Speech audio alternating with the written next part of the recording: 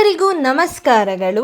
ಕಿರಣ Saraswati YouTube ಚಾನಲ್ಗೆ ನಿಮಗೆಲ್ಲರಿಗೂ ಆತ್ಮೀಯವಾದ ಸ್ವಾಗತ. 2 ಬಾರಿ ಹೆಣ್ಣಾದ ಒಬ್ಬ ಗಂಡಿನ ಕತೆ. ಇದು ವಾಲಿ ಸುಗ್ರೀವರ ಜನನದ ಕಥೆಯೂ ಹೌದು. ಬ್ರಹ್ಮಾಂಡ ಪುರಾಣದಲ್ಲಿನ ಕತೆ. ಶೀಲವತಿ ಅನ್ನುವ ಪತಿವ್ರತೆಯ ಶಕ್ತಿಯಿಂದ ಒಂದು ದಿನ ಸೂರ್ಯ ಉದಯಿಸುವುದೇ ಇಲ್ಲ. ಯಾಕೆ ಅಂದರೆ ಸೂರ್ಯ ಉದಯಿಸಿದರೆ ನಿನ್ನ ಪತಿ ತೀರಿಕೊಳ್ತಾನೆ ಅನ್ನೋ ಶಾಪವನ್ನು ಅಗ್ನಿಮಾಂಡವ್ಯ ಅನ್ನೋ ಭಿಕ್ಷುಕ ಆಕೆಗೆ ಕೊಟ್ಟಿರ್ತಾನೆ. ಉದಯಿಸುವ ಸಮಯ ಬಂದರೂ ಸೂರ್ಯ ಎಚ್ಚರವಾಗದಿದ್ದಾಗ ಅರುಣ ಏನು ಮಾಡ್ತಾನೆ?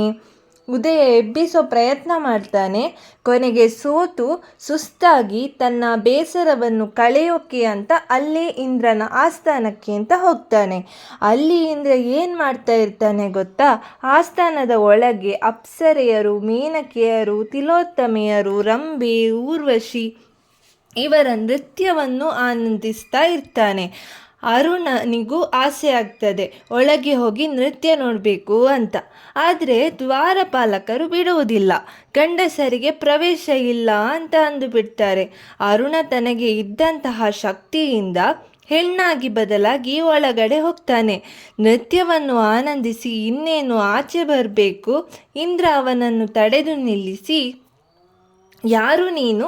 ಇಷ್ಟು ಸುಂದರವಾಗಿದ್ದೀಯಲ್ವಾ ಅಂತ ಹೇಳಿ ಆಕೆಯ ಸೌಂದರ್ಯಕ್ಕೆ ಮಾರು ಹೋಗಿ ಇವರಿಬ್ಬರು ಒಂದಾದಾಗ ಹುಟ್ಟಿದ್ದೇ ವಾಲಿ.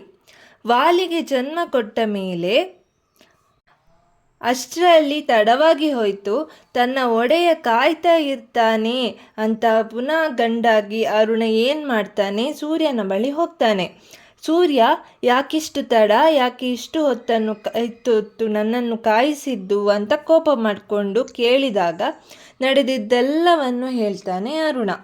ಅಲ್ಲ, ಅರುಣ ಹೆಣ್ಣಾದರೆ ಹೇಗೆ ಕಾಣ್ಬೋದು ಅಂತ ತಿಳ್ಕೊಳ್ಳುವ ಕುತೂಹಲ ಸೂರ್ಯನಿಗೆ. ತನ್ನ ಒಡೆಯ ಕೇಳುವಾಗ ಇಲ್ಲ ಅಂತ ಹೇಳೋಕೆ ಆಗದೆ ಅರುಣ ಪುನಃ ಹೆಣ್ಣಾಗಿ ಬದಲಾಗ್ತಾನೆ. ಆಕೆಯ ಸೌಂದರ್ಯವನ್ನು ನೋಡಿ ಸೂರ್ಯ ಕೂಡ ಮಾರು ಹೋಗ್ತಾನೆ. ಹೀಗೆ ಸೂರ್ಯ ಮತ್ತು ಹೆಣ್ಣಿನ ರೂಪದಲ್ಲಿ ಅರುಣ ಒಂದಾಗ್ತಾರೆ. ಆಗ ಹುಟ್ಟಿದ್ದೇ ಸುಗ್ರೀವ. ವಾಲಿ ಸುಗ್ರೀವ ಬಯಸದೆ ಹುಟ್ಟಿದಂತಹ ಮಕ್ಕಳು. ಹಾಗಾಗಿ ಅವರನ್ನು ಅಹಲ್ಯ ಮತ್ತು ಗೌತಮ ಮುನಿಗಳ ಆಶ್ರಮಕ್ಕೆ ಕಳಿಸ್ತಾರೆ. ಅಲ್ಲಿ ಕೆಲ ವರ್ಷಗಳ ಕಾಲ ಬೆಳೆದು ಅನಂತರ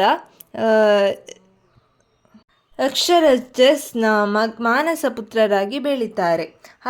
ಹಾಗಾಗಿಯೇ ಇವರನ್ನು ಅಕ್ಷರಜಸ್ನ ಮಕ್ಕಳು ಅಂತ ಕೂಡ ಕರೆಯುವುದು.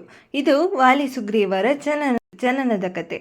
ಇಂತಹ ಇನ್ನಷ್ಟು ಮಾಹಿತಿಗಳಿಗಾಗಿ ನಮ್ಮ ಚಾನೆಲ್ ನೀವು ಸಬ್ಸ್ಕ್ರೈಬ್ ಮಾಡಿಲ್ಲದ್ರೆ ಮಾಡಿ ನಮ್ಮ ಚಾನಲನ್ನು ಬೆಂಬಲಿಸಿ. ಈ ವಿಡಿಯೋ ಇಷ್ಟವಾಗಿದ್ದರೆ ವಿಡಿಯೋಗೊಂದು ಲೈಕ್ ನೀಡಿ ಮತ್ತು ನಿಮ್ಮ ಅನಿಸಿಕೆ ಅಭಿಪ್ರಾಯಗಳನ್ನು ಕಮೆಂಟ್ ಮಾಡಿ. ಇನ್ನೊಂದು ವಿಡಿಯೋದಲ್ಲಿ ಮತ್ತೆ ಸಿಗೋಣ. ಧನ್ಯವಾದಗಳು.